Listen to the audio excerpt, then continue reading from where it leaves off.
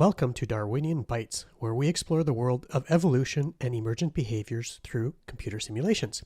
The initial video of this channel is mainly focused on running the first of what will eventually be many simulations, starting with a very simple one inspired by one of the earliest simulations, specifically Conway's Game of Life, but with quite a few liberties. The goal is to expand from this very first and very simple simulation to ever more complex and involved simulations. But before we get started too far into the details of this first simulation, let's take a moment so that I can share with you simulations of what other YouTubers have done, what they've been able to achieve, to give you an idea of what's possible. Simulations like Dylan Cope's video on the evolution of multicellularity, which looks pretty amazing with beautiful visuals. It's got a great mix of different fields, including evolution, a gene regulatory network, and so on. Another great example is the pandemic simulation by 3 Blue 1 Brown, where he simulates numerous scenarios and their outcomes and comes to very interesting and useful takeaways. Particle Life is another simulation that kind of looks similar, but is very different in that it focuses on emergent behaviors from simple rules, resulting in visually interesting and beautiful particle configurations. Another interesting channel is 8 Little Bears. It started with a simulation based on evolution, and it has since expanded to much more complex and involved simulations. Sebastian Legge is another YouTuber with a number of different types of simulation videos on his channel, from simulated worlds that you're now seeing to a video on emergent behaviors that is creating complex behaviors from simple rules, including Boids, which is emulating the flocking of birds and can also be applied to fish, all the way to simulating ants and slime and so on. If you like simulations about ants, then I would very much also recommend looking at Pizzazz's videos, which are able to emulate the oscillating path behaviors of ants, not to be overshadowed by the channel's evolving AI videos. If you want a good introduction to evolution simulations with an easy to understand explanation on how they work, then I also recommend Ikoso's I Made an Evolution Simulation video. Today's simulation is loosely inspired by Conway's Game of Life, but at the same time it's quite different, mainly because we can do a lot more with computers now than Conway could back then, when it was first published in the October 1970 Scientific American magazine. And with that, let's get into today's simulation, starting with the rules of the simulation. Much like Conway's Game of Life, each generation is one cycle through the rules. The simulation is run at 30 generations per second, so 30 frames per second.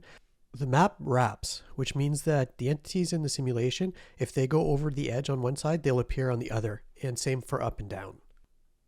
Now we're going to zoom in and focus on the rules for the specific entities. Firstly, we're going to talk about movement. Entities can randomly move left or right, up or down, between 1 to 7 pixels. Next is battling, which can be broken down into several sub-rules. Battling happens when 2 entities overlap each other. The bigger one is considered the winner and the smaller one the loser. The winner grows in size and the loser shrinks. If there is a tie where 2 entities are the same size, then a random winner and loser is chosen. If multiple entities overlap at the same time, then the battles are chosen randomly.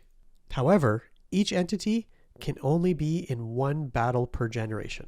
If an entity reaches the max size, then it spawns a new entity. The parent decreases to its default size, meaning both the parent and the newly generated entity are the same size. And if an entity decreases to 0, then it dies and is removed from the simulation. The goal of the first simulation is to keep it very simple. Again, it's inspired by Conway's Game of Life in that the entity's success is determined by the entities near it, but with some adjustments.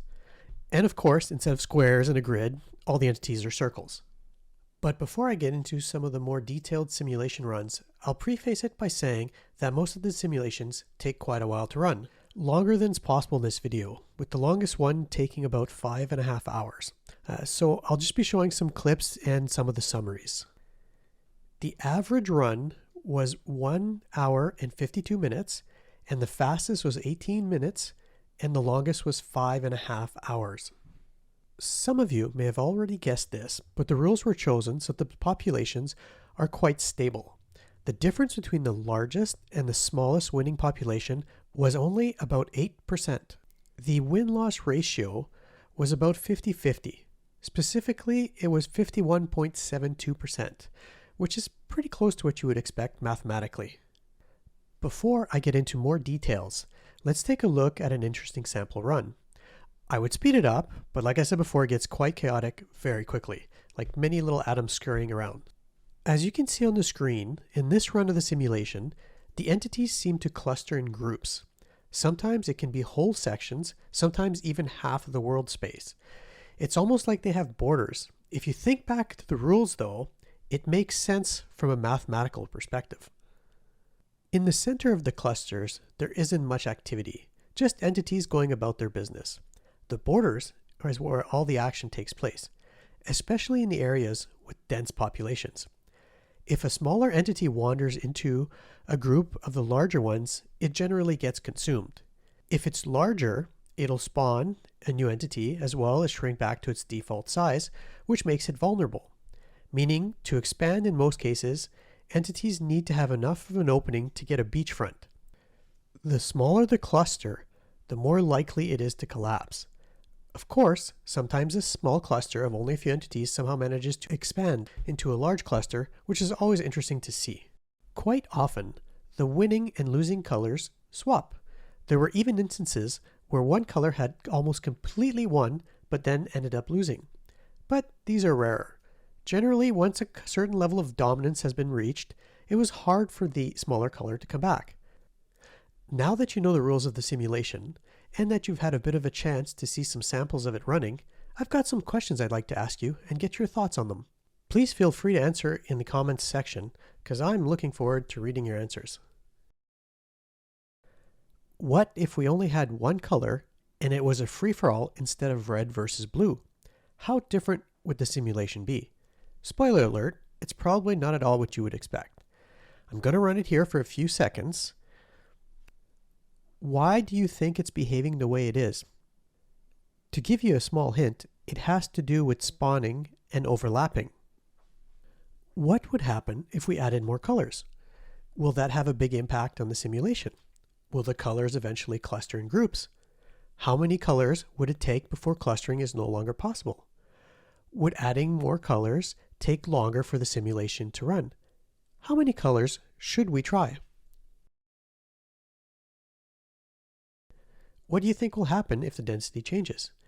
I've tried a few different densities and populations for fun, and it's quite interesting. A low density is pretty predictable, but a very high density is not exactly what I expected.